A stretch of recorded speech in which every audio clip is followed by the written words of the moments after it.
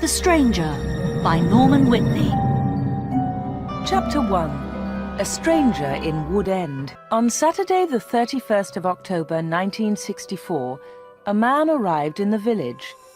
It was late in the evening. He was looking for somewhere to stay the night. He knocked at a door, and a woman opened it. "Good evening, madam," the man said. "I'm sorry it's so late, but can you help me, please? Is there a hotel in this village? I want to stay here tonight." The woman laughed. "A hotel? Here in Wood End? No, sir, I'm afraid there isn't." "What a pity," said the man. "I'm a stranger here, and I want to see your village tomorrow." The stranger was very polite. He was tall and had dark hair, and he had strange green eyes.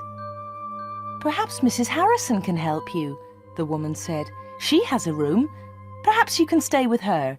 Wait a minute, I'll get my coat and I'll take you there." The woman took the stranger to Mrs. Harrison's house. Mrs. Harrison gave him a room for the night. He was very glad. It was the last night of October, and it was cold. The next day was Sunday. The man looked round the village.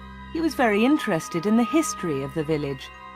He met some of the villagers and asked them their names. But he did not visit the church. That was unusual. The church in Wood End was the most beautiful building in the village. But the stranger was not interested in it. He did not go to church that night with all the villagers. It was the first Sunday evening of November. When the villagers came out of the church, the man had gone. They had all liked him. The ladies had thought he was very good-looking. A few weeks later he came back. It was the first Sunday in December. The villagers were coming out of church. It was cold and dark. "Hello," he said. "I'm back again. It's nice to see you all once more." His next words surprised everyone. "Perhaps you can help me," he said. "I'm looking for a house. I want to buy a house here." "Here?" someone said. "But why here? There's no work in Wood End for a young man. All the young people leave the village. They find work in Lydney, the nearest town."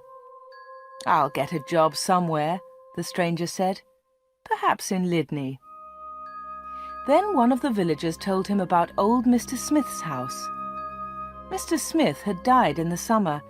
His house was empty. It was for sale. The house was on the corner of Main Street and Church Lane. "I'll ask about the house tomorrow," said the young man. "Perhaps I'll be lucky. Goodbye. I'll see you soon." The villagers watched him leave. They all saw his car. It was very big and luxurious. He looked rich. A few days later, Mr. Smith's house was sold, and in the middle of December the young stranger arrived. He moved into the house and worked very hard. He fixed the roof, he repaired broken windows, he painted and decorated, he changed the whole house. But there was a big surprise for the villagers. On the morning of Monday the 21st of December, they saw a big sign on the front of the house. And on the sign were these words: "The Corner Shop, Proprietor Dave Slatin." Chapter 2. The Village Meeting. The villagers could not believe it. A shop in Wood End. Everybody talked about it. There was once a shop in Wood End, but it had closed 20 years ago. Some people wanted the shop, but others did not. The villagers met in the evening in the village hall. Everybody was there. Everybody was interested in the new shop.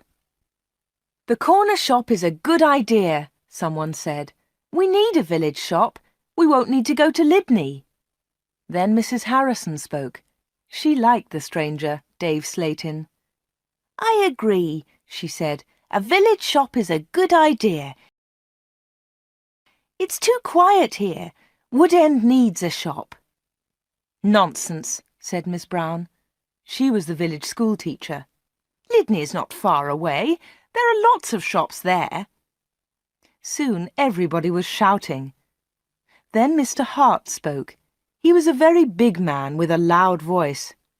"Listen, everybody," he shouted. "We've never had trouble in this village before. We've always been quiet and happy. Now this shop is causing trouble." "Let Mr. Slayton speak," someone said. "It's his shop. Let him speak." "Ladies and gentlemen," said Dave Slayton, "I don't want to cause any trouble.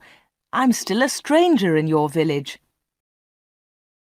But I want to be one of you. I want to be your friend. I like the people of Wood End." He smiled, and a few people clapped. They liked him.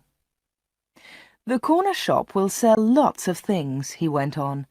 "It will sell food and things for the house. Everything will be cheap, I promise." Everybody was listening carefully. "And I have another idea," he continued. "I'll sell village products." "What do you mean by village products?" asked Miss Brown. "I'll tell you, Miss Brown," he said. "I know that you make beautiful bread and cakes." Miss Brown smiled.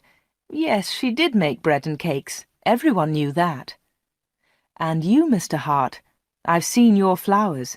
You grow beautiful flowers." Now Mr. Hart smiled.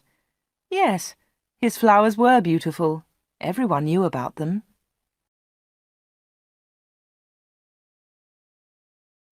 "And Mr. Everett makes pots," someone said. "And Mrs. Davis makes dolls," said another voice. "And I do paintings of the village," said old Miss Lucy Gray. "Yes," said Dave, "you can all do something. You villagers are clever. You make lots of things. We can sell them to the tourists. In the summer, Wood End can make a lot of money." "But what about the money?" said Mr. Hart. "How will you pay us?" "That's a good question," said Dave, "and here's the answer. You'll bring your things to me, and I'll sell them for you. I'll keep some of the profit. You'll have the rest." "What a good idea," said Miss Brown. "Yes, I agree," said Mr. Hart. All the villagers agreed. Everyone in the village was happy with Dave Slayton's plan. The corner shop opened on Monday the 4th of January 1965. Soon the shop was busy, and Dave needed an assistant. The new assistant in the corner shop was Anna. She started work in late January. Chapter 3. The Corner Shop. Dave Slayton kept his promises. Things at the shop were good and cheap. "How does he do it?" asked Mrs. Harrison. "It's winter, but he's selling lots of fruit and vegetables, and they're cheap. I never go to Lydney now." The other villagers agreed. The corner shop was a success, and Dave seemed happy. He paid Anna good wages. Sometimes her friend Peter helped at the shop, and Dave gave him money too. Dave advertised in newspapers, and the village products sold well. People from Lydney came to the corner shop. There were lots of visitors, and Wood End became more interesting. The villagers were surprised, but pleased. They were making a lot of money. Dave lived alone in a flat above the shop. He was very popular in the village, but no one ever went to his flat. No one ever saw inside it. At the bottom of the stairs there were 2 doors. One led into the stockroom. The other door had a notice on it. "Special orders only. Keep out." The door was always locked. Anna never went into the special orders room. "Why do you lock that room, Dave?" Anna asked one day. "What's in there?" "It's for special orders," he replied. "Big orders." "But you won't get any big orders in Wood End," said Anna. Dave said nothing. He did not want to talk about that room. Chapter 4. A Beautiful Customer. For 3 months, everything was normal. Then, one day in April, an unusual customer came into the shop. The new customer was a very beautiful woman. She was wearing expensive clothes and arrived in a large car. "Is this the corner shop?" the woman asked. She looked round and seemed a little surprised. "Yes," replied Anna. "This is the corner shop. It's the only shop in the village." "I'm looking for Mr. Slayton, the owner of the shop," said the woman. "I think he's upstairs," said Anna. "I'll go and get him. Does he know your name?" "Yes, I think so," was the reply. "Tell him—" The woman stopped. "Tell him Miss Gordon is here, Miss Greta Gordon." Anna was amazed. "Are you Greta Gordon, the film star?" "Yes, that's right." The woman smiled, but she was nervous. "Wait a minute," said Anna. "I'll tell Mr. Slayton that you're here." Anna ran to the bottom of the stairs and called, "Dave! Dave! There's someone to see you!" "Who is it?" asked Dave from upstairs. "Miss Greta Gordon!" shouted Anna. "It's Greta Gordon, the film star!" "I'm coming," he said, and he came down immediately. "I'm pleased to meet you, Miss Gordon," he said. "Good morning," said Greta Gordon. She and Dave shook hands. She had beautiful hands, and she was wearing beautiful diamond rings. Anna had never seen so many diamonds before. Miss Gordon looked round. "Is this where you work, Mr. Slayton?" she asked. Once again she seemed nervous. "Yes," said Dave. "It's a small place, but it's big enough for me. Please follow me, Miss Gordon." Anna was surprised. Dave and Greta Gordon did not know each other. He did not call her Greta, and she did not call him Dave. He seemed to be in a hurry, and she seemed to be frightened. Anna watched them.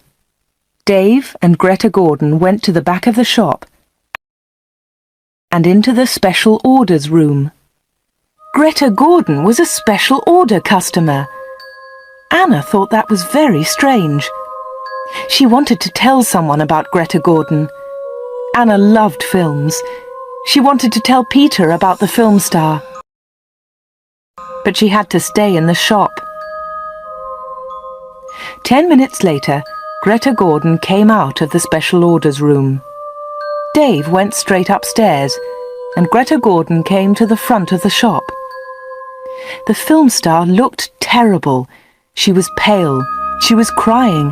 Her eyes were red with tears. "What's wrong?" asked Anna. "Can I help you, Miss Gordon?" "No, thanks. I'm all right," said Greta Gordon.